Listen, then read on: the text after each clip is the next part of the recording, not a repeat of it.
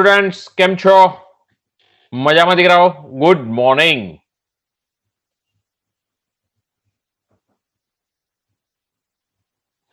ચલો આપણે આપણા કામમાં આગળ વધીશું. આજે દીકરાઓ આપણે ખાસ કરીને આપણે જે સ્ટાર્ટ કરવા જવું છે એમાં મુદ્દો છે આપણી પાસે આકાર વર્ણનાત્મકતા. મુદ્દો શું છે? આકાર વર્ણનાત્મકતા.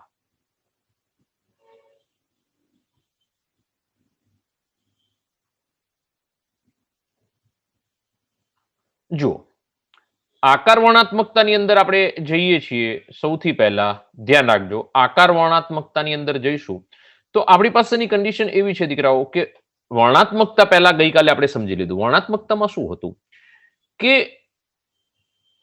જો પ્રક્રિયા પરિસ્થિતિ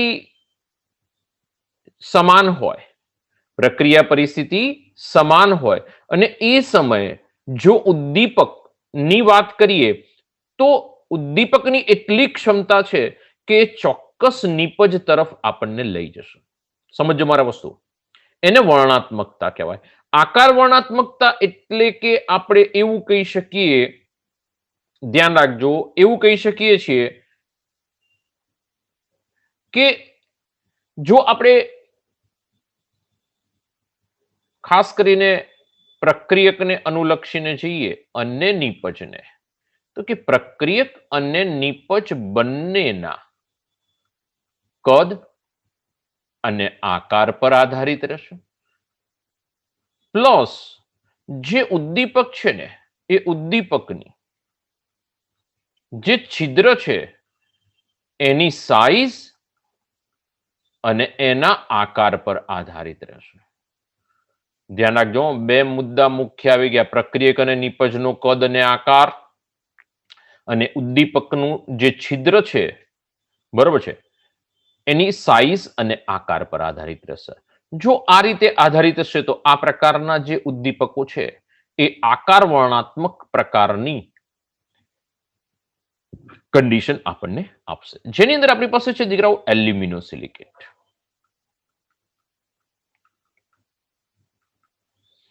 એલ્યુમિનોસિલિકેટ શું છે?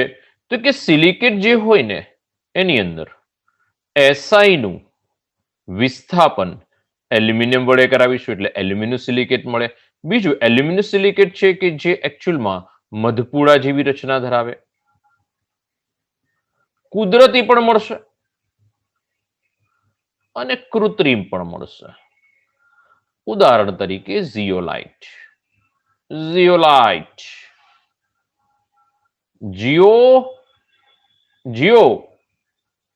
લાઇટ, એકદમ લાઇટ થઈને જીવો દીકરાઓ, ઝિયોલાઇટ.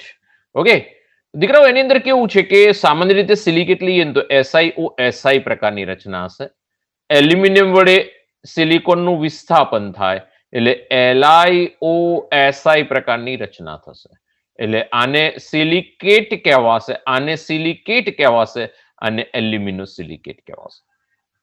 ઝિયોલાઇટ એલ્યુમિનોસિલિકેટ છે. બીજું ઝિયોલાઇટ છે ને દીકરાઓ મધપુડા જેવી રચના બનાવે, કૃત્રિમ રીતે પણ મેળવી શકાશે અને કુદરતી રીતે પણ મળશે. બરોબર છે, બંને રીતે મળશે.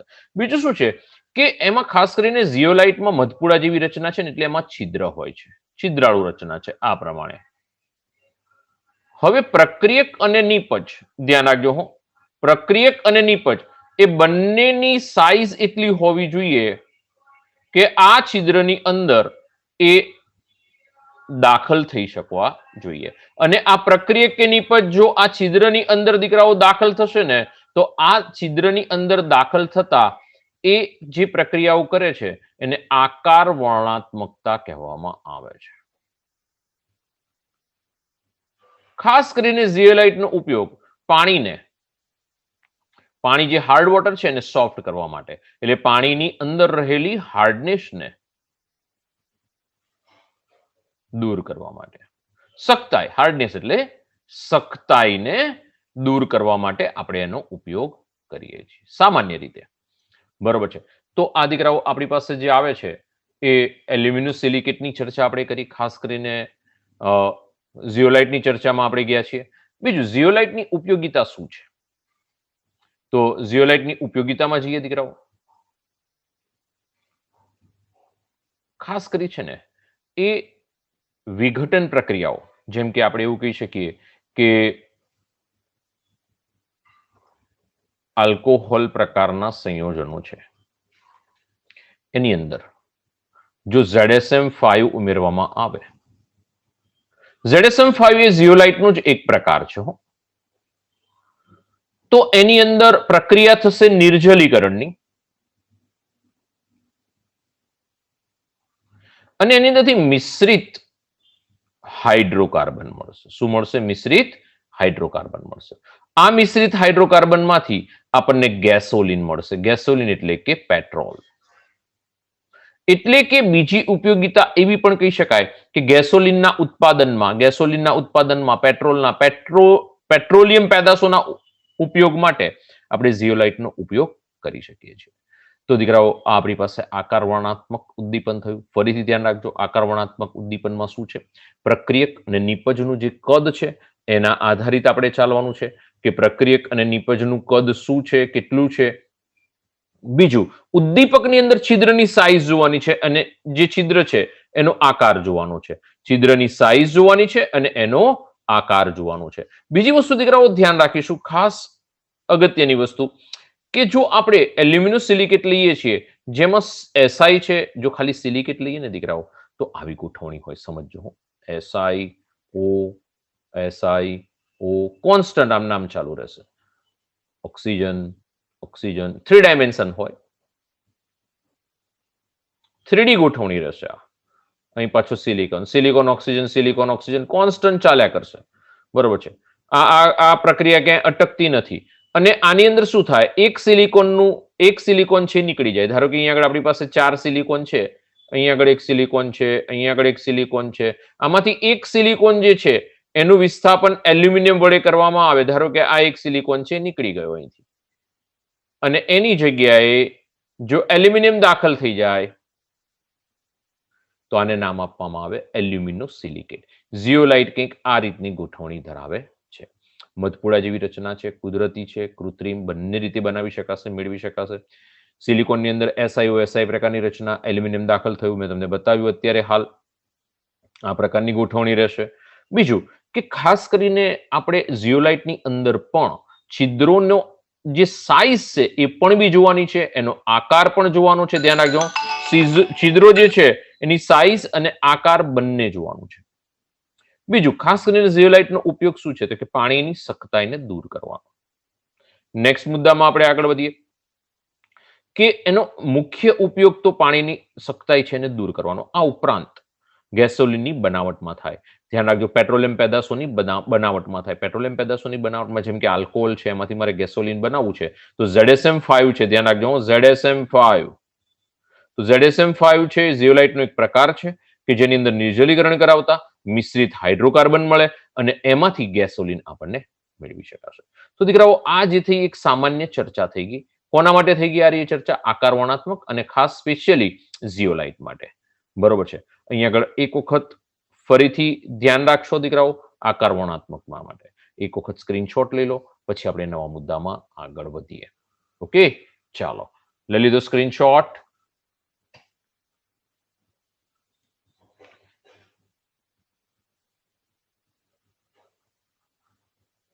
સ્ક્રીનશોટ લઈ લેજો.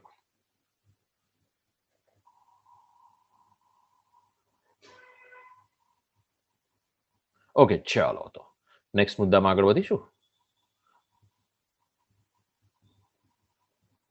ચાલો, આપણી પાસે આજે છે ઉત્સેચકીય ઉદ્દીપન.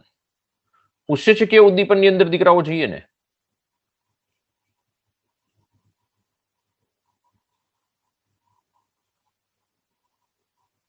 સમજો. ઉત્સેચકીય ઉદ્દીપનમાં જઈએ છે ને આપણે, તો સૌથી પહેલા ઉત્સેચક ઉદ્દીપન કોને કહેવાય? તો જુઓ, બે નામ ભેગા છે, ઉત્સેચક અને ઉદ્દીપક. ધ્યાન રાખજો, ઉદ્દીપકો મીન્સ કે આપણે કેમિસ્ટ્રીની અંદર જે વાપરીએ છીએ બધા ઉદ્દીપકો કહેવાશે. અને એ કેમિસ્ટ્રીના ઉદ્દીપકો જેવું જ કાર્ય જો જૈવ રાસાયણિક પ્રક્રિયાઓમાં થશે. કઈ પ્રક્રિયાઓમાં થાય? જૈવ રાસાયણિક પ્રક્રિયાઓમાં થાય તો એને આપણે શું નામ આપીએ છીએ? તો કે એને આપણે ઉત્સેચકીય ઉદ્દીપન તરીકે લઈ લઈશું. ફરીથી ધ્યાન રાખજો, ઉત્સેચકો શું છે તો કે નાઇટ્રોજનયુક્ત કાર્બનિક સંયોજનો છે દીકરાઓ, ધ્યાન રાખીશું. બીજું, સજીવ, વનસ્પતિ અને પ્રાણીઓ દ્વારા ઉત્પન્ન થશે. કોણ? ઉત્સેચક.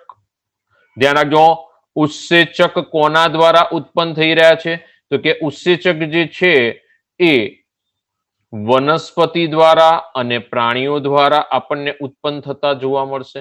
એટલે કે સ્પેશિયલી વનસ્પતિ અને પ્રાણીઓમાં જ ઉત્પન્ન થશે. બહુ ઇમ્પોર્ટન્ટ મુદ્દો છે, ધ્યાન રાખજો દીકરાઓ.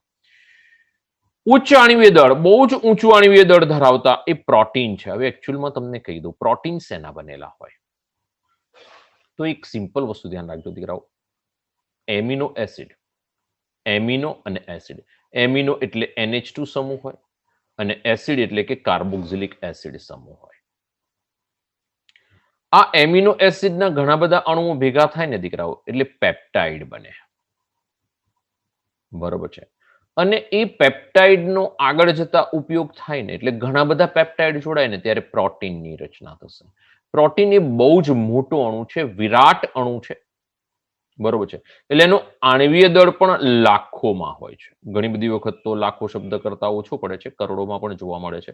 કારણ કે એ છે ને પોલિમર છે, પ્રોટીન છે પોલિમર છે, જૈવિક પોલિમર કહેવાય એને દીકરાઓ.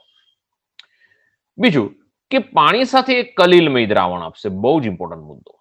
આપણે એમ થાય પૃષ્ઠ રસાયણમાં શું કરવા આને લીધેલું છે તો કલીલમય દ્રાવણ આપે છે.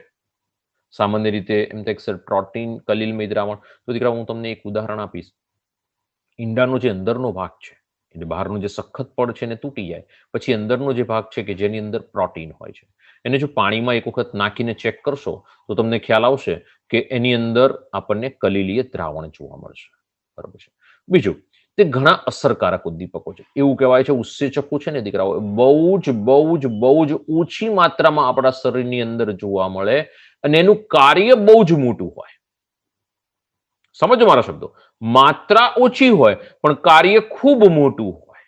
અને બીજું એવું કહેવાય છે કે દરેક ઉત્સેચક એ પોતાના કાર્ય માટે જ ઉત્પન્ન થયેલો છે. સમજો મારા શબ્દો, દરેક ઉત્સેચકનું કામ ફિક્સ છે, કોઈ બીજાનું કામ કરતા નથી. એ દરેકનું કામ દીકરાઓ ફિક્સ છે. બરોબર છે. આગળ જતા જોઈએ છીએ આપણે. પ્રાણી અને વનસ્પતિમાં થતી બધી જ જૈવ રાસાયણિક પ્રક્રિયા કે જે ઉત્સેચક દ્વારા થઈ રહી છે, શબ્દો સમજો, જે સમાચારો દ્વારા થઈ રહી છે, ઉત્સેચક દ્વારા થઈ રહી છે. એટલે સામાન્ય રાસાયણિક પ્રક્રિયામાં આપણે શબ્દ વાપરીએ છીએ ઉદ્દીપક, અને જૈવ રાસાયણિક પ્રક્રિયાઓ આવશે તો આપણે એ જ શબ્દને ચેન્જ કરી નાખીએ છીએ અને કહી દઈએ છીએ ઉત્સેચક. ધ્યાન રાખજો, રાસાયણિક પ્રક્રિયામાં ઉદ્દીપક, જૈવ રાસાયણિક પ્રક્રિયામાં ઉત્સેચક. ઓકે, તો આ જૈવ રાસાયણિક ઉદ્દીપક તરીકે ઓળખવામાં આવે છે. ધ્યાન રાખજો, શબ્દ આવી ગયો જુઓ, જૈવ રાસાયણિક ઉદ્દીપકો એટલે એને શું કહેવાય? ઉત્સેચક. એની અંદર આપણે પહેલું જોવાનું છે ખાંડનું વ્યુત્ક્રમણ. ખાંડ જે છે એની અંદર H2O આવી ગયેલી પ્રક્રિયા છે આલ્કોહોલની બનાવટમાં. ઇન્વર્ટેજ નામનું ઉત્સેચક જે આપણને યીસ્ટ નામની ફૂગમાંથી મળશે, એમાંથી ગ્લુકોઝ અને ફ્રુક્ટોઝ મળશે. ગ્લુકોઝ છે એનું ઝાયમેસની હાજરીમાં પ્રક્રિયા કરાવતા આલ્કોહોલ એટલે કે ઇથેનોલ મળે છે. આ ચર્ચા આપણે આલ્કોહોલની બનાવટમાં કરીને આવેલા છીએ. આ જ પ્રક્રિયા ઝાયમેસ યીસ્ટ નામની ફૂગમાંથી મળશે. તો દીકરાઓ આ રીતે ખાંડ જે છે એની અંદરથી આપણને આલ્કોહોલ મેળવી શકાશે. ઝડપથી એક સ્ક્રીનશોટ લઈ લો, પછી બદલીએ છીએ. ફરીથી એક વખત રિપીટ કરાવી દઉં. ઉત્સેચક શું છે? નાઇટ્રોજનયુક્ત કાર્બનિક સંયોજનો છે કે જે એકચ્યુઅલમાં પ્રોટીનના બનેલા છે. વનસ્પતિ અને પ્રાણીઓ દ્વારા એ ઉત્પન્ન થાય છે. બીજું, પ્રોટીન જે છે એ પાણી સાથે કલીલમય દ્રાવણ આપશે. બીજા, ઘણા અસરકારક ઉદ્દીપકો છે, એ બહુ જ અસરકારક છે દીકરાઓ. એવું કહેવાય છે કે બહુ જ ઓછી માત્રામાં પણ એની કાર્યક્ષમતા બહુ જ વધારે છે. પ્રાણી અને વનસ્પતિમાં થતી બધી જ જૈવ રાસાયણિક પ્રક્રિયા જે ઉત્સેચક દ્વારા ઉદ્દીપિત થાય છે, અને એને જૈવ રાસાયણિક ઉદ્દીપકો એટલે કે આપણે જોઈને કેવું હોય ટૂંકમાં તો ઉત્સેચકો કહી શકીશું. બીજું, ખાંડ અને એની અંદર ગ્લુકોઝની અંદર બંને ધ્યાન રાખજો, ઇન્વર્ટેઝ અને ઝાયમેસ. બરોબર છે. આમ બાયોલોજી વાળા છોકરાઓને નોલેજમાં હશે જ, પણ આપણી પાસે મેથ્સ વાળા છોકરાઓ માટે થોડુંક ધ્યાન રાખવાનું થશે. ચલો, એના પછી આપણે નેક્સ્ટમાં આગળ વધીએ દીકરાઓ. તો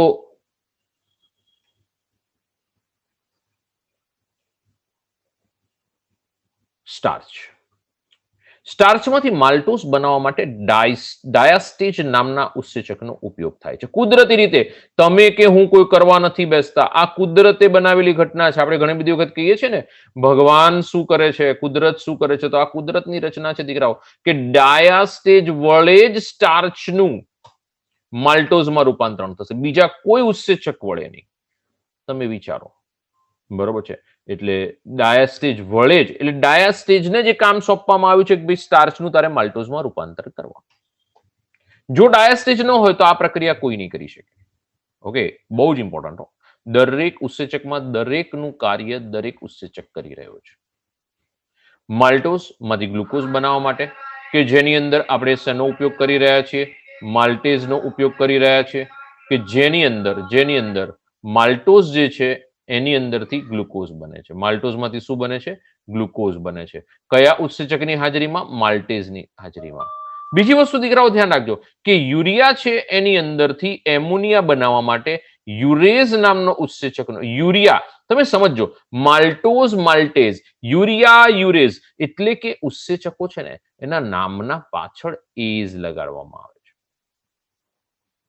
સામાન્ય રીતે એવું છે કે ક્યાંય જે ક્રિયા કરે છે એની પાછળ એઝ લગાડવામાં આવે, અથવા તો જેના માટે ઉપયોગમાં લઈ રહ્યા છે પ્રક્રિયકના નામની પાછળ એઝ લગાડવામાં, માલ્ટોઝ માલ્ટેઝ, યુરિયા યુરેઝ. બરોબર છે. એક સામાન્ય ઉત્સેચક માટેના નામકરણની એક ઘટના છે જે આપણે આગળ જતા જૈવ રસાયણ નામના ચેપ્ટરમાં લઈશું. ઓકે, વધારે માહિતી ત્યાં આગળ આવશે. ચલો નેક્સ્ટ, હોજરીની અંદર પ્રોટીન છે, પેપ્સિન દ્વારા એનું પેપ્ટાઇડમાં રૂપાંતરણ થશે. આંતરડાની અંદર પ્રોટીન જે છે એની પેનક્રિયાટિક ટ્રિપ્સિન દ્વારા જલ વિભાજન થઈ અને એમિનો એસિડ બનાવવામાં આવે. જો સમજો, પ્રોટીનમાંથી પેપ્ટાઇડ અને પ્રોટીનમાંથી એમિનો એસિડ. સમજો દીકરાઓ, પ્રોટીનમાંથી પેપ્ટાઇડ કોના દ્વારા થશે? પેપ્સિન દ્વારા. પેપ્સી નહીં ભાઈ, ઓય પેપ્સી નહીં, કોક પેપ્સી પાછા તમે પહોંચી જશો. પ્રોટીનમાંથી પેપ્સિન દ્વારા પેપ્ટાઇડ બને અને પ્રોટીનમાંથી પેનક્રિયાટ્રિપ્સિન દ્વારા જલ વિભાજન થશે અને એમિનો એસિડ મળશે. આ હોજરીમાં થતી ક્રિયા છે અને આ આંતરડામાં થતી ક્રિયા છે.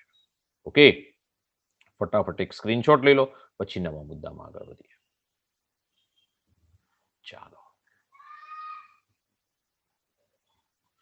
દૂધ જે છે એમાંથી લેક્ટોબેસિલ દ્વારા દહીં બનાવવામાં આવે છે. એટલે જાતે જ દહીં બની જાય. ધારો કે દૂધ છે, હવે એ લેક્ટોઝ નામની શર્કરા હોય છે દૂધમાં, એટલે એની ઉપરથી જ લેક્ટોબેસિલ કે જે દહીંમાં એને રૂપાંતરિત કરશે.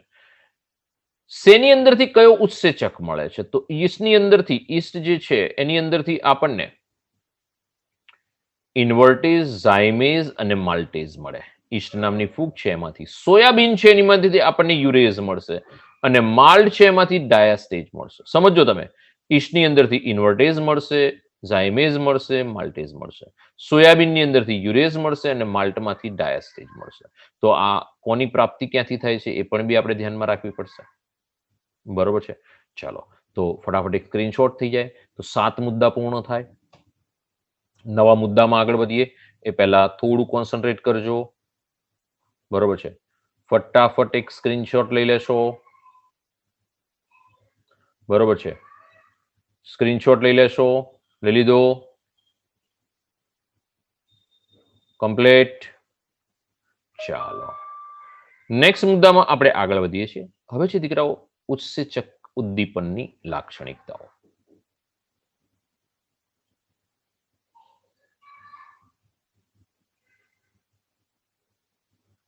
ચાલો, ઉત્સેચક ઉદ્દીપનની લાક્ષણિકતાઓ. હવે લાક્ષણિકતાની અંદર દીકરાઓ આપણે આગળ વધીએ તો એમાં સૌથી પહેલા છે કે લાક્ષણિકતાઓ કેવી છે. તો હું તમને પહેલા એક વસ્તુ કીધું કે ઉત્સેચક છે ને, કહું છું એટલા ટોપિક યાદ રાખજો, પછી 1 by 1 એક આપણે સ્ટાર્ટ કરીએ. ઉત્સેચક ઉદ્દીપન પ્રક્રિયાઓ છે ને એ વિશિષ્ટ દરેક પ્રક્રિયાઓ માટે દરેક ઉત્સેચકનું સર્જન થયેલું છે, બનેલું છે. બીજું, એની ક્રિયા છે એની ઉપર તેનું નામકરણ થયેલું છે. ત્રીજો મુદ્દો કે ઉદ્દીપકની એટલે કે ઉત્સેચકની બહુ જ ઓછી માત્રાથી ખૂબ વધારે અણુઓને આપણે વિઘટિત કરી શકીશું. બરોબર છે. બીજું, તાપમાન માટે પણ એ બહુ જ ઇમ્પોર્ટન્ટ છે કે અમુક તાપમાને જ ઉત્સેચકો કામ કરશે. બીજું, પીએચ ચોક્કસ હશે ત્યારે જ કામ કરશે.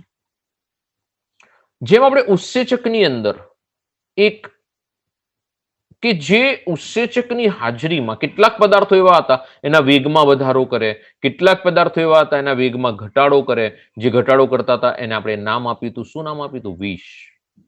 તો ઉત્સેચકમાં પણ એવું થશે. જેવું ઉદ્દીપકમાં હતું એવું જ ઉત્સેચકમાં થશે. બે વસ્તુ વચ્ચે ડિફરન્સ એટલું યાદ રાખજો દીકરાઓ કે ઉત્સેચક છે જૈવ રાસાયણિક પ્રક્રિયા માટે છે અને ઉદ્દીપક છે એ સામાન્ય રાસાયણિક પ્રક્રિયાઓ માટે છે. બરોબર છે. ચાલો, ઉત્સેચક ઉદ્દીપનની લાક્ષણિકતાઓ. પહેલી જ છે દીકરાઓ કાર્યક્ષમતા. આપણી પાસે જઈએ છીએ, પહેલી જ કાર્યક્ષમતામાં આપણી પાસે છે કે ઉદ્દીપકના એક જ અણુ, ઉદ્દીપકનો એક જ અણુ, સમજો આ ઉદ્દીપકનો એક જ અણુ છે એ પ્રક્રિયકના એક સાથે 10 લાખ અણુઓનું પ્રતિ મિનિટ રૂપાંતરણ કરશે.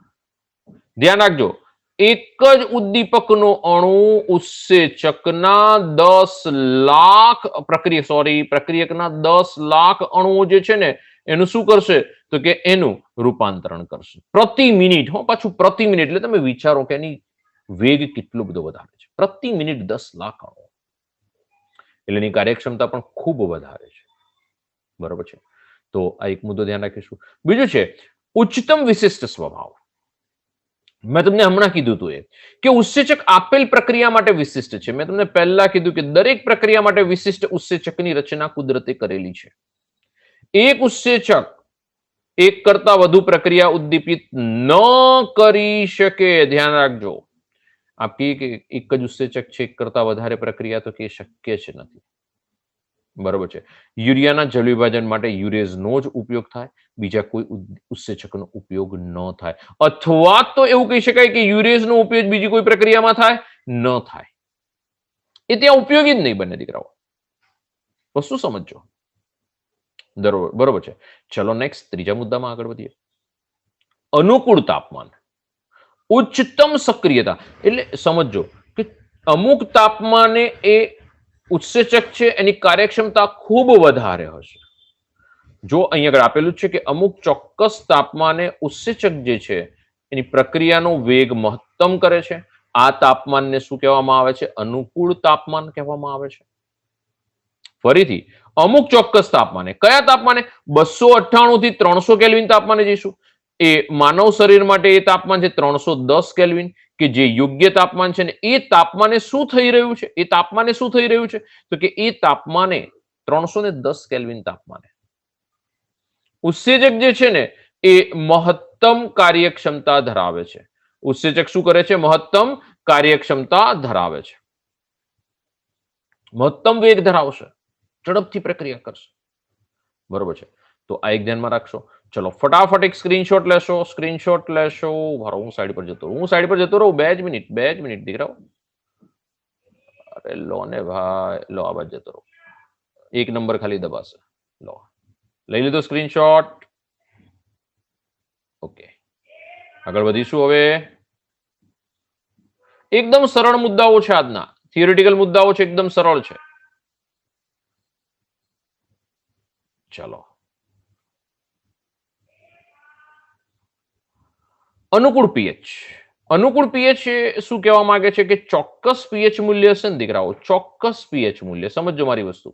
ચોક્કસ પીએચ મૂલ્ય, જેમ કે આપણે કહી દઈએ 5 થી 7 પીએચ હોય એ સમયે ઉદ્દીપકીય પ્રક્રિયા, ઉત્સેચકની ઉદ્દીપકીય પ્રક્રિયા મહત્તમ હોય છે. સમજો મારી વસ્તુ, મહત્તમ હશે અને આ પીએચ મૂલ્યને શું કહેવામાં આવશે? અનુકૂળ પીએચ. ધ્યાન રાખજો, જે તાપમાને ઉદ્દીપકીય એટલે ઉત્સેચકીય ઉદ્દીપક પ્રક્રિયા મહત્તમ હોય એને અનુકૂળ તાપમાન, અને પીએચ તો એને અનુકૂળ પીએચ. ધ્યાન રાખજો, અનુકૂળ તાપમાન અને અનુકૂળ પીએચ ની વ્યાખ્યા પૂછાય છે તો આપણી પાસે નોલેજમાં હોવું જોઈએ કે ઉત્સેચક ઉદ્દીપકીય પ્રક્રિયા જે તાપમાને અથવા તો અમુક તાપમાને મહત્તમ હોય તો અમુક પીએચ મૂલ્ય મહત્તમ હોય તો એને અનુકૂળ તાપમાન અથવા તો અનુકૂળ પીએચ કહેવામાં આવશે. ઓકે, ચાલો. ઉત્સેચક અને સહ ઉત્સેચકની હાજરી. હવે તમે યાદ કરો, આપણે અહીંયા આગળ પ્રવર્ધકો નામ આપેલા હતા કે જેની હાજરીમાં રાસાયણિક પ્રક્રિયાનો વેગ, કે જેની હાજરીમાં રાસાયણિક પ્રક્રિયાના વેગમાં શું થતું હતું તો કે એની સક્રિયતા વધી જતી હતી. બરોબર છે. તો બિન પ્રોટીન ભાગ છે ઉત્સેચકોમાં. કેવો ભાગ છે આ? બિન પ્રોટીન ભાગ, કે જેને વિટામિન કહેવામાં આવે છે. ફરીથી, પ્રોટીન શેના બનેલા હોય? તો કે એમિનો એસિડના બનેલા હોય. સમજો, એમિનો એસિડ ભેગા થઈને પેપ્ટાઇડ બનાવે ને પેપ્ટાઇડ જોડે અને પ્રોટીનની રચના કરશે. બિન પ્રોટીન ભાગ છે કે જે વિટામિનનું છે, વિટામિનથી બનેલો છે. એ પ્રવર્ધકો તરીકે, એટલે કે ઉત્સેચકના વેગમાં, એની સક્રિયતામાં વધારો કરી દેશે. તો બિન પ્રોટીન એટલે કે વિટામિનનું અલ્પ પ્રમાણ હાજર હોય તો ઉત્સેચકની સક્રિયતા વધે છે. ઘણી બધી વખત જોજો ડાયાબિટીસ ને બધા દર્દીઓની અંદર તમને કહેવામાં આવે છે જ્યારે જાઓ ત્યારે કે ભાઈ આ જે છે એ અંતસ્ત્રાવ અથવા તો એની અંદર આ વસ્તુની ઉણપ છે, જેના કારણે આ રોગ જોવા મળે છે. વિટામિનની ચર્ચા આપણે જૈવિક અણુઓમાં આગળ જતા કરીશું. બરોબર છે. વધારે આ બધાની વધારે ચર્ચા જૈવિક અણુઓ નામના ચેપ્ટરમાં પડેલી છે. ચાલો, ઉત્તેજકો કોને કહેવાશે? કે જે આપણી પાસે ઉત્સેચક સાથે સહ ઉત્સેચક તરીકે કામ કરે છે, જેની અંદર Na+, Mn+2, CO+2, Cu+2 વગેરે ધાત્વિક આયનો હાજર હશે. બરોબર છે. અને જે નિર્બળ રીતે બંધિત થયેલા હોય છે, નિર્બળ બંધિત હોય છે. ઉત્તેજકો સાથે કોઈ પ્રબળ બંધ નથી હોતા, નિર્બળ બંધ હોય છે. બીજું, એમાઇલેઝ જે છે, બરોબર છે, એમાઇલેઝ જે છે, એમાઇલેઝ રહી ગયો છો દીકરાઓ, એ Na+ ની હાજરીમાં એની સક્રિયતામાં શું કરી દેશે? વધારો કરે છે. બરોબર છે. નિરોધકો શું છે? તો કે વિષ છે. ઉત્સેચક છે ને કેટલાક પદાર્થની હાજરીમાં નિરોધન પામે છે, જેને નિરોધકો કહેવામાં આવે. નિરોધન પામે એટલે કે એની જે સક્રિયતા છે એમાં ઘટાડો જોવા મળે. કેટલીક વખત એ સક્રિયતામાં ઘટાડો થવાની જગ્યાએ નાશ પણ પામે. તો એને શું કહેવામાં આવે છે? તો વિષ કહેવામાં આવે છે. બરોબર છે. નિરોધકો કહેવામાં આવશે. ઘણી બધી દવાઓ આ કામ કરે છે. એટલે દીકરાઓ ખાસ કરીને આપણે એન્ટીબાયોટિકને એ લેવામાં થોડું ધ્યાન રાખવું પડે. દીકરા એ શું કરશે કે ઉત્સેચકીય ક્રિયા છે એમાંથી કેટલાક ઉત્સેચકની કાર્યક્ષમતા એટલે સક્રિયતા ઘટાડે અથવા તો નાશ કરે, તો ઉપરથી આપણને ઉત્સેચકીય રોગો એટલે ઉત્સેચકથી થતા રોગોનું પ્રમાણ વધારે જોવા મળશે. બરોબર છે. તો દવાઓ બહુ ધ્યાન રાખીને લેવી પડે. બરોબર. અને આજના ટોપિકનું રિવિઝન થોડું ઝડપથી કરી લઈએ લાસ્ટ 5 મિનિટ્સમાં. ફટાફટ એક વખત સ્ક્રીનશોટ લઈ લો. આજનો ટોપિક કમ્પ્લીટ થિયોરિટિકલ હતો, ધ્યાન રાખશો.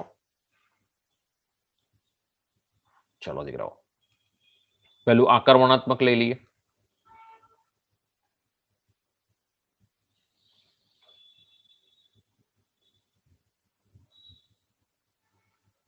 ચલો, આકાર વર્ણનાત્મકમાં જઈએ.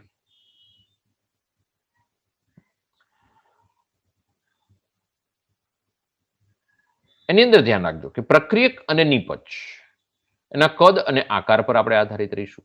બીજી વસ્તુ કે એના કદ અને આકારની સાથે સાથે ઉદ્દીપકનું જે છિદ્ર છે, એ જે છિદ્ર ઉદ્દીપકનું જે છિદ્ર છે, મારા શબ્દો સમજો, ઉદ્દીપકનું જે છિદ્ર છે એની સાઇઝ અને એના આકાર ઉપર પણ આધારિત રહીશું આપણે.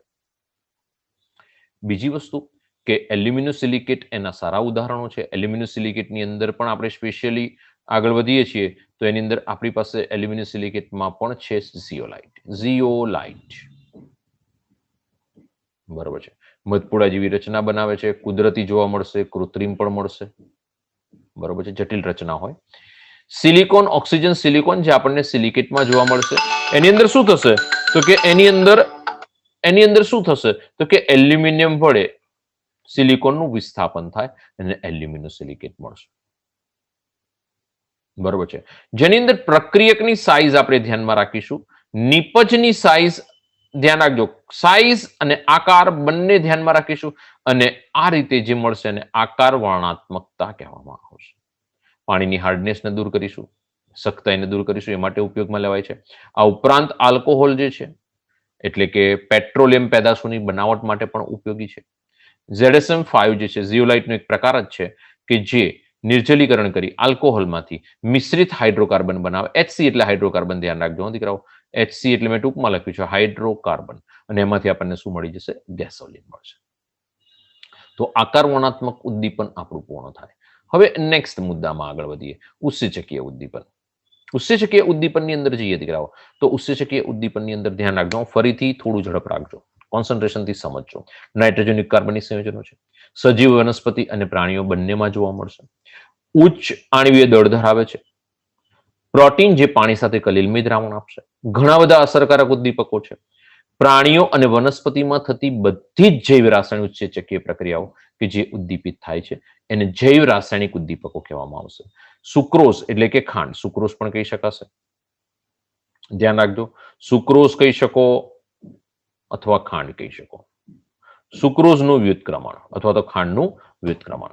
તો દીકરાઓ એની અંદર H2 ઉમેરશું, ઇન્વર્ટેઝ નામનો ઉત્સેચક છે, ગ્લુકોઝ અને ફ્રુક્ટોઝ બનાવીશું. ગ્લુકોઝ છે એનું ઝાયમેઝ નામના ઉત્સેચક વડે ઇથેનોલ અને CO2 માં રૂપાંતરણ કરીશું. તો આ આપણી પાસે ઉત્સેચકીય ઉદ્દીપનના 2 મુદ્દા આવ્યા. ત્રીજા મુદ્દામાં દીકરાઓ આગળ વધીએ આપણે, કે જેની અંદર સ્ટાર્ચમાંથી માલ્ટોઝ. સ્ટાર્ચ જે છે એ C6H10O5 એના N અણુઓ છે, એવા 2 અણુઓ લેવામાં આવે અને એની અંદર H2 ઉમેરીશું, ડાયાસ્ટેઝ ઉમેરીશું અને એમાંથી માલ્ટોઝ બનશે. માલ્ટોઝ છે ને લઈને આગળ ચાલો. જો આગળ સુક્રોઝમાંથી ગ્લુકોઝ બનાવ્યું તો ગ્લુકોઝને લઈને આગળ ચાલ્યા હતા. સ્ટાર્ચમાંથી માલ્ટોઝ બનાવ્યો, માલ્ટોઝને લઈને આગળ ચાલે. જો માલ્ટોઝ માલ્ટેઝ તો એની અંદરથી આપણને ગ્લુકોઝ મળશે. એઝ લાગશે પ્રત્યયમાં. સ્ટાર્ચમાંથી સ્ટેઝ, પાછળ જુઓ 2 છે એટલે ડાયા, બરોબર છે, અને સ્ટેઝ એ સ્ટાર્ચ પછી આવેલો શબ્દ છે. તમે બહુ કોન્સન્ટ્રેશનથી આની અંદર નામકરણ જોશો ને તો યાદ રહી જશે. આ સ્ટાર્ચ છે એની પરથી સ્ટેઝ, એઝ પ્રત્યય લાગ્યો, એઝ, અને 2 અણુઓ છે એટલે ડાયસ્ટેઝ. એટલે નામકરણ આ રીતે ઉત્સેચકનું થયેલું હોય છે. બીજું છે દીકરાઓ, યુરિયાની અંદર આપણે આગળ વધીએ છીએ તો યુરિયાની અંદરથી એમોનિયા બનાવવા માટે યુરેઝ નામનો ઉત્સેચક છે અને એમાંથી એમોનિયા અને CO2 બનશે. હુઝરીની અંદર પ્રોટીન છે, પેપ્સિન દ્વારા પેપ્ટાઇડમાં રૂપાંતરણ થશે. પ્રોટીન છે પેન્ક્રિયાટિક ટ્રિપ્સિન, આ પેપ્સિન, આ ટ્રિપ્સિન, સિનેસિન, પેપ્સિન, પ્રોટીનનું પેપ્ટાઇડ, પ્રોટીનનું amino acid, trypsin, pancreatic trypsin જલ વિભાજન કરશે અને એમાંથી આંતરડામાં આ ક્રિયા થશે. નેક્સ્ટ મુદ્દામાં આગળ વધીએ દીકરાઓ. નેક્સ્ટમાં આપણી પાસે છે હવે દૂધની વાત કરીએ છીએ કે લેક્ટોબેસિલી એ દૂધને દહીંમાં કન્વર્ટ થશે. ઈસ્ટ છે કે જે આપણને ઇન્વર્ટેઝ, ઝાયમેઝ અને માલ્ટેઝ આ બધા જ ઈસ્ટમાંથી મળશે. સોયાબીનમાંથી આપણને યુરેઝ મળશે અને માલ્ટમાંથી આપણને માલ્ટેઝ મળશે. બરોબર છે. તો આ દીકરાઓ આપણી પાસે જે ઉત્સેચક ઉદ્દીપન એની અંદર જે પ્રક્રિયકો હતા એની પ્રાપ્તિની ચર્ચા આપણે પૂર્ણ થાય. એની લાક્ષણિકતામાં જઈએ તો દીકરાઓ લાક્ષણિકતાની અંદર સમજો, ખૂબ જ વિશિષ્ટ કાર્યક્ષમતા ધરાવે છે. એક જ અણુ 10 લાખ અણુ પ્રતિ મિનિટ પ્રક્રિયકને રૂપાંતરિત કરી રહ્યો છે. બહુ જ ઇમ્પોર્ટન્ટ મુદ્દો. નેક્સ્ટ મુદ્દો કે ઉચ્ચ વિશિષ્ટ સ્વભાવ. આપણે કીધું કે પ્રત્યેક ઉત્સેચક એ વિશિષ્ટ પ્રક્રિયા આપે છે, એક કરતા વધારે પ્રક્રિયા એ કરી શકતો નથી. બીજી વસ્તુ, યુરિયા છે એનું જલ વિભાજન યુરેઝ વડે જ થશે, બીજા કોઈ ઉત્સેચક વડે થતું નથી, અથવા તો યુરેઝ એ કોઈ બીજી પ્રક્રિયા કરી શકતો નથી. બીજી વસ્તુ દીકરાઓ કે અનુકૂળ તાપમાન, ઉચ્ચતમ સક્રિયતા. એટલે આપણને ખબર છે કે 298 થી 310 MCQ માં પૂછી શકાશે. 298 થી 310 કેલ્વિન તાપમાને, 298 થી 310 કેલ્વિન તાપમાને આપણને જે અનુકૂળ તાપમાન છે એ લઈ અને ત્યાંથી આપણે આગળ વધી શકીએ. એટલે કે એ અનુકૂળ તાપમાન કહેવાશે કે જેની અંદર આપણને ઉત્સેચકો પ્રક્રિયા કરતા જોવા મળશે. બરોબર છે. ચલો એના પછી નેક્સ્ટમાં આગળ વધીએ દીકરાઓ. અનુકૂળ પીએચ. અનુકૂળ પીએચ કોને કહેવાય છે? તો કે 5 થી 7. પીએચ ની કિંમત 5 થી 7 હોય ત્યારે ઉત્સેચકીય ઉદ્દીપનની પ્રક્રિયા મહત્તમ હશે, જેને અનુકૂળ પીએચ કહેવાશે. ઉત્સેચક અને સહ ઉત્સેચક, જેને આપણે પ્રવર્ધકો કીધા અને 20 કીધા, કે જે ઉત્સેચકની સક્રિયતામાં વધારો કરે એ બિન પ્રોટીન ભાગ છે. સક્રિયતામાં વધારો કરે Na+, Mn+2 વગેરે કે જે બધા છે. બરોબર છે. તો આ નિર્બળ બંધિત આપણને જોવા મળે છે. એમાઇલેઝ Na+ સક્રિયતામાં વધારો કરે. દવાઓ 20 તરીકે વર્તે છે કે જે ઉત્સેચકોનો નાશ કરી શકાય. એની અંદર ખૂબ ઇમ્પોર્ટન્ટ પોઈન્ટ છે અને એ આપણી પાસે છે ઉત્સેચકીય ઉદ્દીપનની ક્રિયાવિધિ. હવે દીકરાઓ ક્રિયાવિધિની અંદર શું છે સમજો. બીજું એવું પણ કહી શકાય આકાર વર્ણાત્મકતા.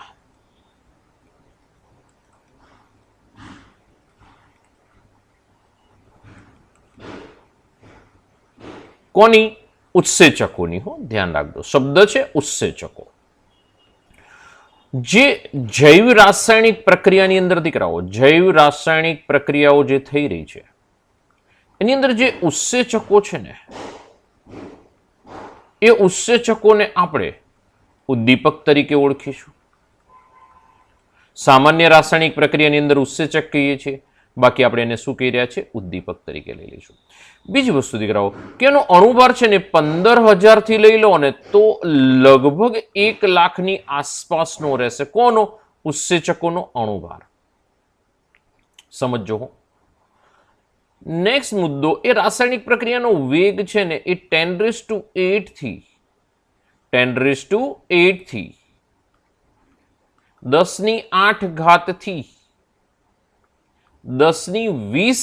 સુધી વધારી શકશે. એટલે રાસાયણિક પ્રક્રિયાના વેગમાં ખૂબ જ વધારો કરશે દીકરાઓ. ખૂબ ઇમ્પોર્ટન્ટ પોઈન્ટ છે, ધ્યાનમાં રાખશો. ચલો એના પછી નેક્સ્ટમાં આપણે આગળ વધીએ કે આ જે ઉત્સેચકીય ઉદ્દીપન થઈ રહ્યું છે એની અંદર ઉત્સેચક છે ને દીકરાઓ, બહુ જ ઇમ્પોર્ટન્ટ પોઈન્ટ હો, આકાર બદલે છે. એમ તો સર કેવી રીતે બદલે છે?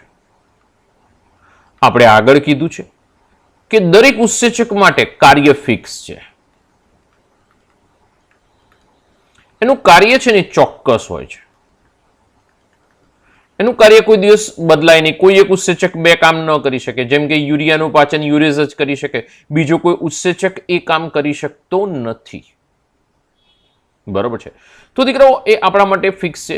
બીજી વસ્તુ, એક આકૃતિથી, નાની આકૃતિથી સમજીએ. જો મારી પાસે આ એક ઉત્સેચક છે. ઉત્સેચક શેના બનેલા હોય છે? તો કે ઉત્સેચક બે ભાગના બનેલા હોય. એક ભાગ છે પ્રોટીન ભાગ અને બીજો ભાગ છે કે જે બિન પ્રોટીન ભાગ છે. આને હું એન્ઝાઇમ કહી દઉં. એન્ઝાઇમ મીન્સ કે ઉત્સેચક. સમજો દીકરાઓ. હવે જ્યારે પ્રક્રિયાર્થી, આ છે ને એ ઉત્સેચકનું સક્રિય સ્થાન છે. આ શું છે? ઉત્સેચકનું સક્રિય સ્થાન, કે જેની ઉપર પ્રક્રિયક છે ને એ ઉતરાણ કરશે. ઉતરાણ કરશે એટલે કે ઉતરાયણ ના કરે, ઉતરાણ કરે એટલે ત્યાં આગળ આવે. પ્રક્રિયકો ઘણા બધા હશે. આ રીતનો કોઈ પ્રક્રિયક હશે, આ રીતનો કોઈ પ્રક્રિયક હશે, આવા આકારનો કોઈ પ્રક્રિયક હશે. આપણે બતાવીએ છીએ કે અલગ અલગ આકારના પ્રક્રિયાર્થીઓ હોઈ શકે. બરોબર છે? જેને સબસ્ટ્રેક્ટ કહેવામાં આવે. પ્રક્રિયાર્થી મીન્સ સબસ્ટ્રેક્ટ. એને શું કહેવામાં આવે દીકરાઓ? પ્રક્રિયાર્થી, સબસ્ટ્રેટ.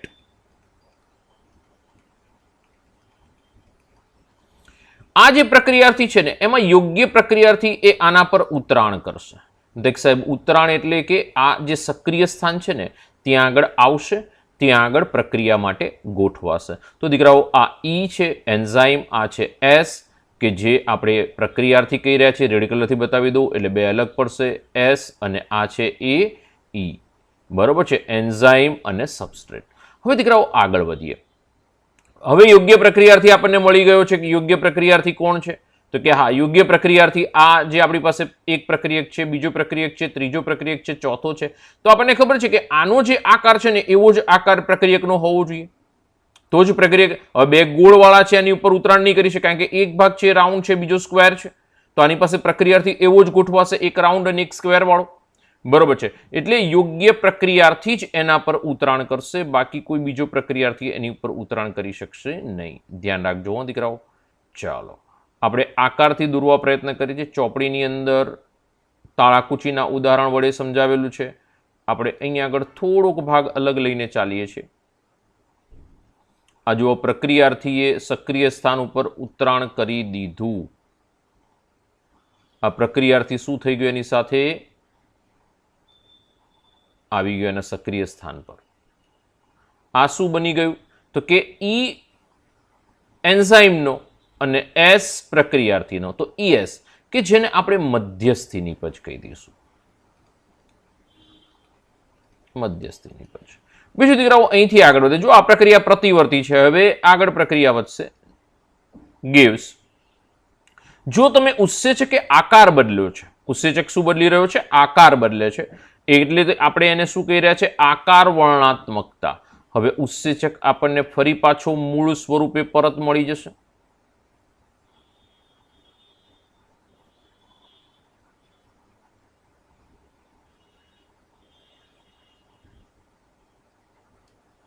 આ ઉત્સેચક આપણને પરત મળી ગયો. એની સાથે સાથે આપણને શું મળ્યું? તો કે એની સાથે સાથે આપણને નીપજ મળી ગઈ.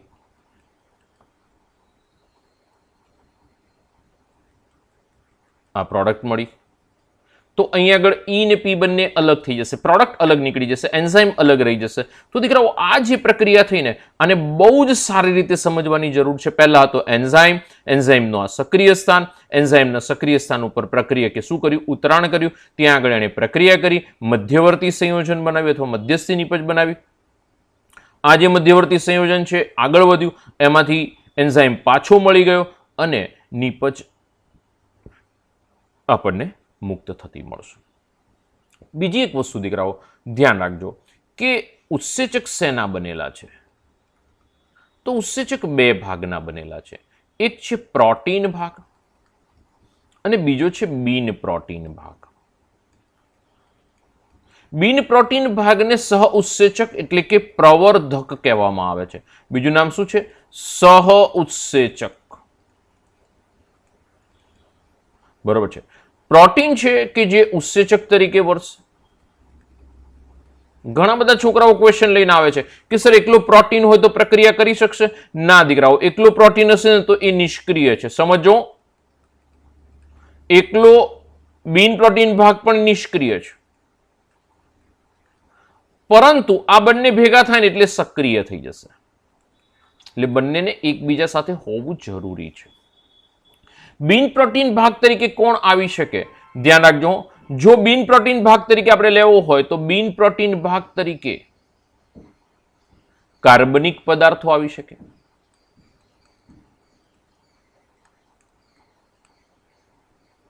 ધ્યાન રાખજો, એટલે કે જેની અંદર COOH ભાગ હોય, બરોબર છે, આવા ક્રિયાશીલ સમૂહો હોય તો એ રીતના કાર્બનિક પદાર્થો છે એ આપણે અહીં આગળ આવી શકશે. ફરીથી એક વખત સમજાવું છું, કોન્સન્ટ્રેટ કરજો. ક્રિયાવિધિ, બરોબર છે, અથવા તો ઉત્સેચકની અથવા તો ઉદ્દીપકની ક્રિયાવિધિ કે જે એકચ્યુઅલમાં આકાર વર્ણાત્મકતા છે, બરોબર છે. જૈવ રાસાયણિક પ્રક્રિયાની અંદર જે ઉત્સેચકો છે એને શું કહેવામાં આવે છે? તો કે ઉદ્દીપકો કહેવામાં આવશે. એનો અણુભાર છે 15,000 થી 1 લાખ. વેગ એનો વધારે છે રાસાયણિક પ્રક્રિયાના વેગમાં અથવા તો જૈવ રાસાયણિક પ્રક્રિયાના વેગમાં 10⁸ to 10⁻20 ગણો વધારો કરશે. બરોબર છે દીકરાઓ. ઉત્સેચક આકાર બદલશે, બરોબર છે, અને ઉત્સેચક એ પોતાના કાર્ય ચોક્કસ રીતે કરતા હોય છે. એટલે એવું ના થાય કોઈ એક ઉત્સેચક બે કાર્ય માટે વપરાય ના, દરેક કાર્ય માટેનો ઉત્સેચક અલગ જ હશે. માલ્ટોઝનું પાચન માલ્ટીઝ વડે થશે તો એના વડે જ થશે દીકરા, બરોબર છે. કારણ કે તમે જોઈ શકો કે અહીંયા આગળ આટલા બધા પ્રક્રિયકો છે. એક પ્રક્રિયક છે, બીજો પ્રક્રિયક છે, ત્રીજો પ્રક્રિયક છે, ચોથો પ્રક્રિયક છે, આ બધા પ્રક્રિયકો છે. તો એમાંથી યોગ્ય પ્રક્રિયક જ જોયું તમે, ઉત્સેચક પર એણે ઉતરાણ કર્યું અને ઉત્સેચક પર એણે ઉતરાણ કર્યું એટલે યોગ્ય પ્રક્રિયક હતો એણે જ ઉતરાણ કર્યું. સમજો તમે.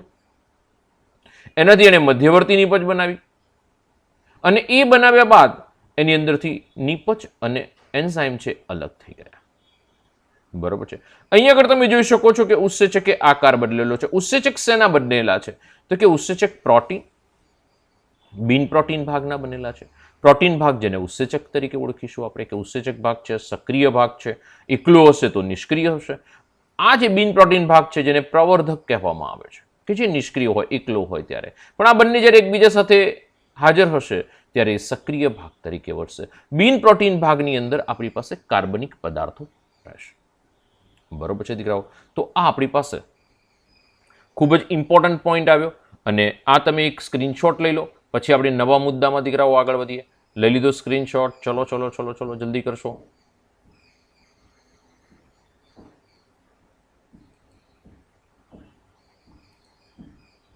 ચાલો નેક્સ્ટ મુદ્દામાં દીકરાઓ આગળ વધીશું. તો હેબર પદ્ધતિ આપણે આ બધું અલગ અલગ ઉદાહરણથી સમજીએ. એની અંદર આપણી પાસે પહેલું છે હેબર પદ્ધતિ. ધ્યાન રાખજો. શું લઈ રહ્યા છે? પહેલું હેબર પદ્ધતિ. ધ્યાન એ રાખજો.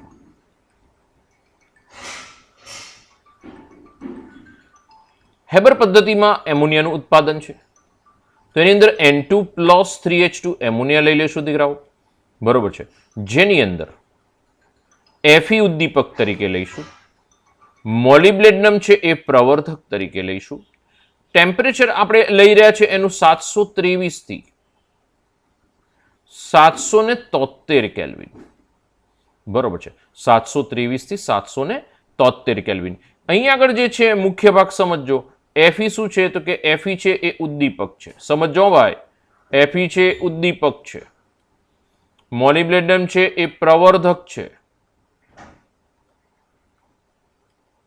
અહીં આગળ આ બંને ગેસિયસ સ્ટેટમાં છે, બંને વચ્ચે પ્રક્રિયા થશે, એની અંદરથી આ બંને વચ્ચે પ્રક્રિયા થઈ અને પ્રોડક્ટ આપણી પાસે બને છે 2 મોલ એમોનિયા 2NH3. તો આ રીતે Fe જે છે એ ઝીણા કરેલા આયનના ટુકડા હોય છે અથવા તો પાવડર છે, બરોબર છે, અને પ્રવર્ધક મોલિબ્ડેનમ પ્રક્રિયાના વેગમાં વધારો આપશે.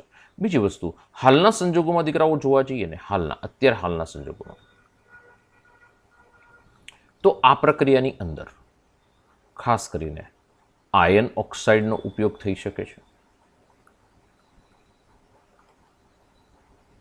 આ સિવાય એની અંદર પોટેશિયમ ઓક્સાઇડનો ઉપયોગ થઈ શકે. આ સિવાય એની અંદર ખાસ કરીને કે જે આપણે કહી શકીએ છીએ એલ્યુમિના, હાલમાં આટલાનો ઉપયોગ થઈ શકે છે, બરોબર છે. તો આ હેબર પદ્ધતિ આવી ગઈ. ચલો દીકરાઓ, હેબર પદ્ધતિ પછી આપણે નાઇટ્રિક ઓક્સાઇડના ઉત્પાદન માટે નાઇટ્રિક એસિડ લઈ લઈએ. નાઇટ્રિક એસિડના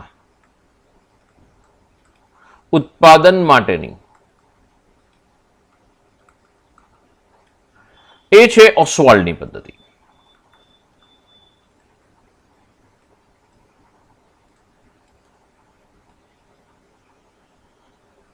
પ્રક્રિયાઓ મુખ્ય 3 સ્ટેજમાં થશે. પહેલું આપણે એમોનિયા લઈ લઈશું, 4 મોલ એમોનિયા લઈએ પ્લસ એની સાથે ઓક્સિજન ઉમેરીશું. પ્રક્રિયા આપણે આગળ પણ જોઈને આવ્યા છીએ. આ પ્રક્રિયા દરમિયાન અહીં આગળથી આપણને 4 નાઇટ્રોજન છે એટલે 4 મોલ નાઇટ્રોજનનો ઓક્સાઇડ મળશે, એનો પ્લસ હાઇડ્રોજનના ઓક્સિજન ભેગા થઈને શું બનાવી દેશે? H2O. બેલેન્સ કરીએ છીએ. આ 12 હાઇડ્રોજન છે તો અહીં 6H2O કરી દઈશ એટલે બેલેન્સિંગ આવી જશે. ઓક્સિજન 4 છે ને ઓક્સિજન 6 છે, 10 ઓક્સિજન એટલે અહીંયા 5 કરી દઈશ એટલે બેલેન્સિંગ આવી જશે. આ જગ્યાએ બહુ ધ્યાન રાખજો દીકરાઓ, આ જગ્યાએ પ્લેટિનાઇઝ્ડ એસ્બેસ્ટોસનો ઉપયોગ થાય છે અને 573 કેલ્વિન ટેમ્પરેચર, 573 કેલ્વિન ટેમ્પરેચર, બરોબર છે. તો આ આપણને ગેસિયસ સ્ટેજમાં મળી જશે. આ આપણને ગેસિયસ આટલા ઊંચા તાપમાને તો પાણી પણ બાષ્પ મળશે, બાષ્પ છે, બધું ગેસિયસ સ્ટેટમાં છે, બરોબર છે. હવે દીકરાઓ નેક્સ્ટમાં આગળ વધીએ કે આ જે NO છે ને એને લઈને આપણે નેક્સ્ટ સ્ટેપમાં આગળ વધવાનું છે કે 2 મોલ NO છે એ લઈ લઈએ, O2 સાથે ફરીથી પ્રક્રિયા કરશે અને NO2 બનાવશે 2 મોલ. ટેમ્પરેચર આપણી પાસે 573 કેલ્વિન આ જગ્યાએ આપણને કન્ટિન્યુ હતું એ રાખીએ, ગેસિયસ સ્ટેટ રહેશે. પ્રક્રિયા એકદમ ઇઝી ગોઈંગ છે તો 2NO2 મળશે. ચલો 2NO2 ને લઈને આગળ ચાલીશું એટલે NO2 ને લઈને આગળ ચાલીએ, પછી બેલેન્સિંગ કરીએ. લાસ્ટ સ્ટેપ છે એનું, બરોબર છે. NO2 ની પ્રક્રિયા H2O સાથે કરાવીશું, બેલેન્સ કરાવડાવીએ. It gives HNO3. આ 4 મોલ લઈ લઈએ એટલે આ 4 મોલ થશે. તો હાઇડ્રોજન છે 4 થઈ ગયા એટલે 2H2O કરી દઉં. ઓક્સિજન 4 દુ 8, 8 ને 2 10 થઈ ગયા, અહીં 12 છે, O2 ઉમેરાશે પ્રક્રિયા દરમિયાન, બરોબર છે. ગેસ છે, આ લિક્વિડ એક્વિયસ કોઈ પણ બી કહી શકાશે. આ લિક્વિડમાં હશે અને આ ગેસ સ્ટેટમાં હશે. તો દીકરાઓ આ પ્રમાણે આપણી પાસે નીપજ HNO3 ક્રિએટ થશે ઓસ્વાલ્ડની પદ્ધતિ વડે. અહીં આગળ આપણે જોઈએ છીએ ફિક્સ પ્લેટિનાઇઝ્ડ એસ્બેસ્ટોસ નામનો ઉદ્દીપક વાપરવામાં આવે છે, બરોબર છે. પ્લેટિનાઇઝ્ડ એસ્બેસ્ટોસ, ફરીથી ધ્યાન રાખજો 4 મોલ. આ ફરીથી પ્રક્રિયા આપણે રિપીટ કરીએ છીએ, આગળ આવી ગઈ છે, એક વખત ચેક કરી લેજો તમે. 4 મોલ એમોનિયા 5 મોલ ઓક્સિજન સાથે 4 મોલ નાઇટ્રોજન મોનોક્સાઇડ આપશે અને એની સાથે 6H2O રિલીવ થશે. 2NO પ્લસ O2 થઈ જશે, 2NO2 થઈ જશે. 4NO2 અહીંથી ડબલ લઈ લીધા plus 2H2, it gives 4HNO3. તો આ એક HNO3 ની બનાવટ. કઈ પદ્ધતિ છે આ રહી? ઓસ્વાલ્ડની પદ્ધતિ. પહેલી પદ્ધતિ છે હેબર પદ્ધતિ અને બીજી પદ્ધતિ છે ઓસ્વાલ્ડની પદ્ધતિ. ચલો ત્રીજી પદ્ધતિ નાઇટ્રિક એસિડના ઉત્પાદનમાં જઈએ. એક સ્ક્રીનશોટ ફટાફટ લઈ લો, બરોબર છે. ઝડપથી એક સ્ક્રીનશોટ લઈ લો. ત્યાં સુધી આપણે કેટલાક છોકરાઓ આપણે રાહ જોઈ રહ્યા છે એને એડ કરી દઈએ. ચલો રેડી, સ્ક્રીનશોટ લઈ લીધો? ચાલો તો હવે દીકરાઓ નેક્સ્ટમાં આપણી પાસે H2SO4 ના ઉત્પાદન માટેની સંપર્ક પદ્ધતિ, ત્રીજી મેથડ. થર્ડ, H2SO4 ના ઉત્પાદન માટેની સંપર્ક પદ્ધતિ.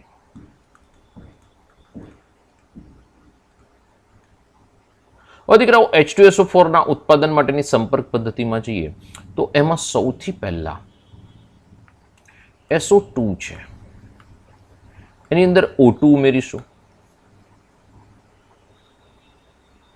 ઉદ્દીપક આવશે પ્લેટિનાઇઝ્ડ એસ્બેસ્ટોસ. એની સાથે સાથે પ્લેટિનાઇઝ્ડ એસ્બેસ્ટોસ એ ઉદ્દીપક તરીકે લો, અથવા તો વેનેડિયમ પેન્ટોક્સાઇડ. બરોબર, વેનેડિયમ પેન્ટોક્સાઇડ. ટેમ્પરેચર છે 673 કેલ્વિન થી લઈ અને 723 કેલ્વિન સુધીનો. 673 કેલ્વિન થી લઈ 723 કેલ્વિન સુધીનો. તો 2SO2 લઈ લઈશું, O2 સાથે પ્રક્રિયા કરશે, 2SO3 લઈ લઈશું, ગેસિયસ સ્ટેટમાં બની જશે. આ રીતે ધ્યાન રાખજો. ચાલો હવે આગળ વધારીએ. 2SO3 છે, એમાં SO3 પ્રક્રિયા કરાવીશું. ચલો SO3 પ્રક્રિયા કરાવીએ H2SO4 સાથે. શું બનાવી દેશે? H2S2O7 ધુમાયમાન H2SO4, અથવા તો દીકરાઓ શું કહેવાશે એને? ઓલિયમ. શું કહેવાય એને? ઓલિયમ. આ એક્વિયસ H2SO4 હશે, આ ગેસિયસ સ્ટેટમાં છે, આ લિક્વિડ કહેવાશે. H2S2O7 જેને ઓલિયમ કહેવામાં આવે છે, જેની અંદર H2SO4 ના 2 અણુઓ હોય છે. કેવી રીતે છૂટા આપણે જોઈએ. ચલો H2S2O7 જેની અંદર પાણીનો એક અણુ તમે ઉમેરી દેશો. This is liquid, this is liquid. તો એની અંદરથી 2 મોલ H2SO4 મુક્ત થશે. This is aqueous. જોઈ લેજો, ગણતરી કરી લેજો. 2 મોલ H2SO4 ઉત્પન્ન થશે. તો આ સલ્ફ્યુરિક એસિડ ઉત્પાદનની કઈ પદ્ધતિ છે? આ રીતે સંપર્ક પદ્ધતિ છે. તો દીકરાઓ થોડું ધ્યાન રાખજો, સંપર્ક પદ્ધતિથી આ રીતે આપણે H2SO4 નું ઉત્પાદન કરાવી શકીએ. તો આપણે જે ઉત્સેચકીય ઉદ્દીપનની ક્રિયા છે એ આ સાથે આપણી પૂર્ણ થાય. બરોબર છે. તો ઉત્સેચકીય ઉદ્દીપન માટે દીકરાઓ તૈયાર રહેજો. 3 આપણે ઉદાહરણ લીધા. એક એમોનિયા, બરોબર છે, એક HNO3 ના ઉત્પાદન માટેની અસવાલની પદ્ધતિ, અને ત્રીજી સંપર્ક પદ્ધતિ H2SO4 ના ઉત્પાદન માટેની. બરોબર છે. ચલો જલ્દી ફટાફટ સ્ક્રીનશોટ લઈ લો, પછી નવા મુદ્દામાં આગળ વધીએ. થોડી ઝડપ રાખજો. ત્યાં સુધી નવા છોકરાઓને પાછા એડ કરી દઈએ.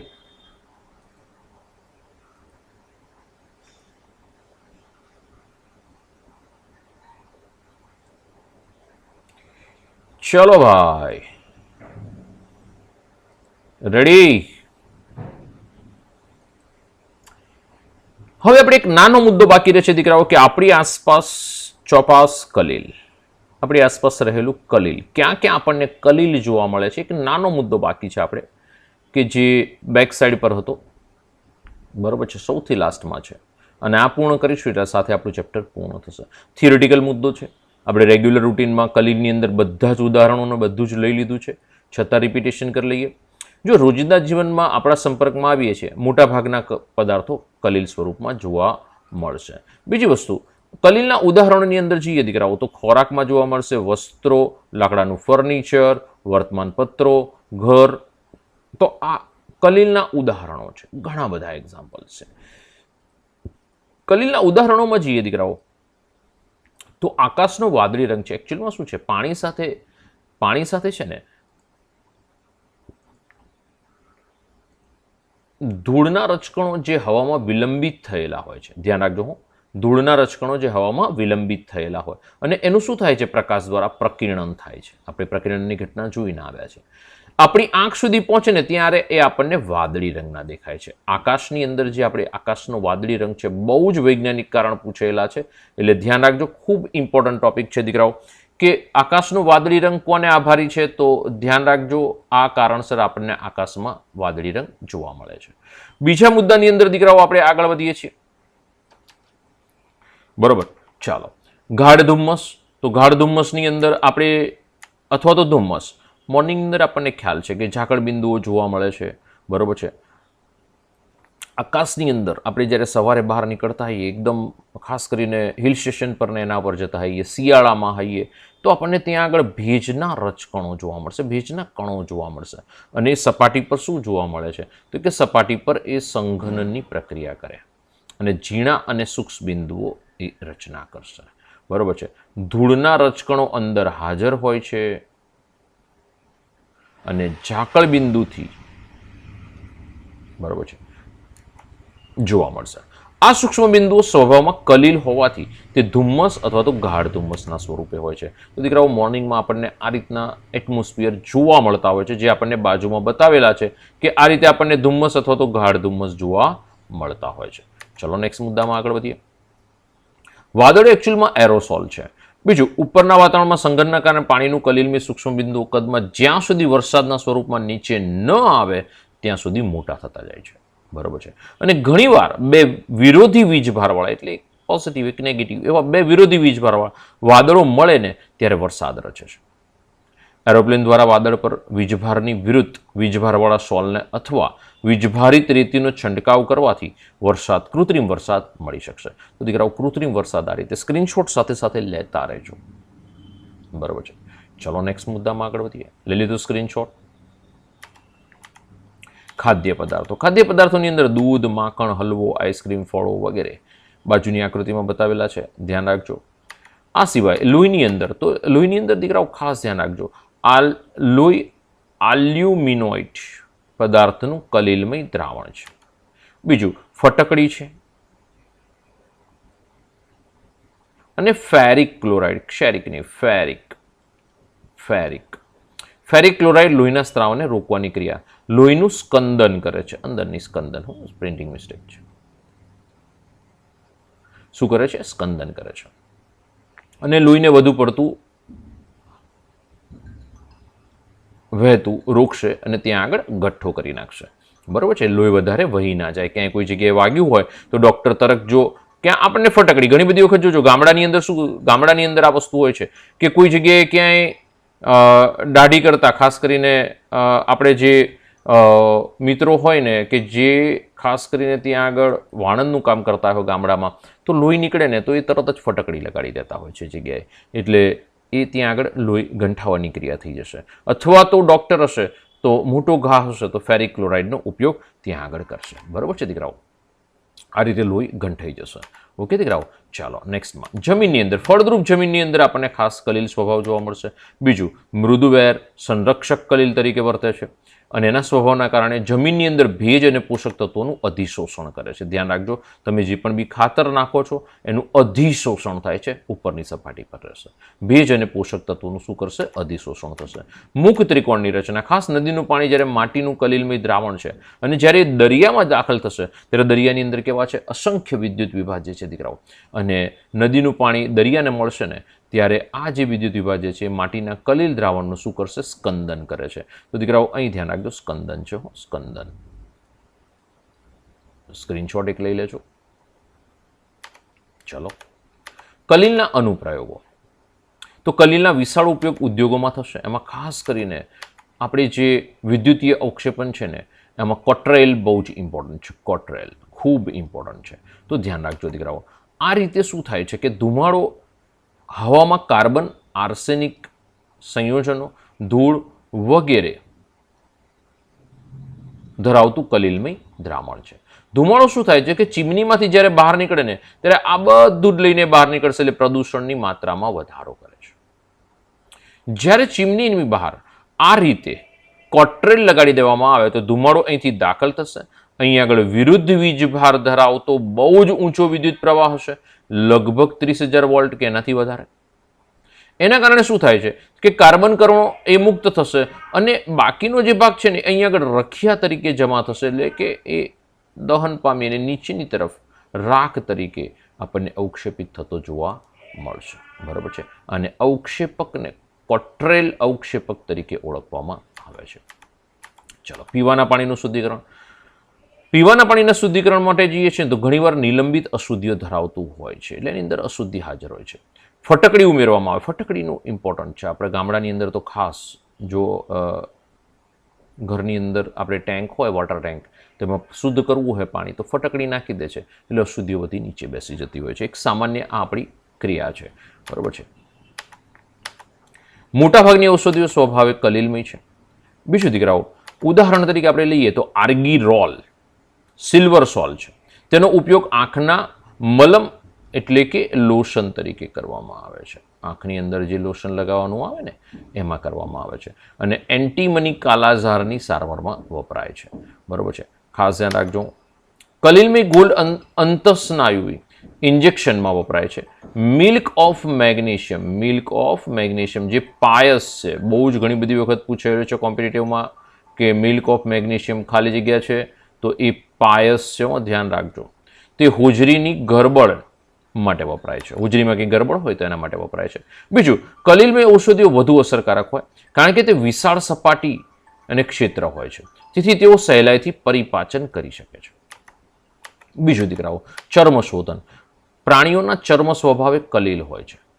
પ્રાણીઓના ચર્મ સ્વભાવે કલીલ છે. ચર્મ એટલે ચામડી. ધનવીજભારિત, ધ્યાન રાખજો હો, ધનવીજભારિત કલીલમય કણો છે. બીજું, એને ટેનિનમાં ડુબાડવામાં આવે એટલે પારસ્પરિક સ્કંદન થાય છે, અંદર સ્કંદન થશે, પરિણામે ચામડું કઠણ બને છે અને આમ પ્રક્રમને ચર્મ સંશોધન કહેવામાં આવે છે. અને ટેનિનના બદલે ક્રોમિયમ ક્ષાર પણ વપરાય છે. બરોબર છે. સાબુને પ્રક્ષાલકો આપણે આગળ જોઈને આવ્યા. બરોબર છે. મિસલને બનાવ્યું બધું જ આવશે એની અંદર. બીજું દીકરાઓ કે એના પછી ફોટોગ્રાફી પ્લેટ પર. ફોટોગ્રાફી પ્લેટની અંદર શું છે તો કે ખાસ કરીને સિલ્વર બ્રોમાઇડ EGBr. બરોબર છે. સિલ્વર બ્રોમાઇડ પાયસનું આવરણ તૈયાર કરેલું હોય છે. સિલ્વર બ્રોમાઇડ શેનું છે? પાયસનું આવરણ બનાવે છે. ધ્યાન રાખજો હું. સિલ્વર બ્રોમાઇડ EGBr એ પાયસનું એક આવરણ બનાવી દેશે ફિલ્મ પ્લેટ ઉપર, અને એના કારણે શું થાય છે, ફિલ્મ પ્લેટ ઉપર આપણને ફોટોગ્રાફી જોવા મળશે. બરોબર છે. પ્લેટ ઉપર, ગ્લાસ ઉપર વગેરે જગ્યાએ આપણને એની આવરણ એટલે કે ફિલ્મ ફોટો જોવા મળશે દીકરાઓ. બરોબર છે. રબર ઉદ્યોગ.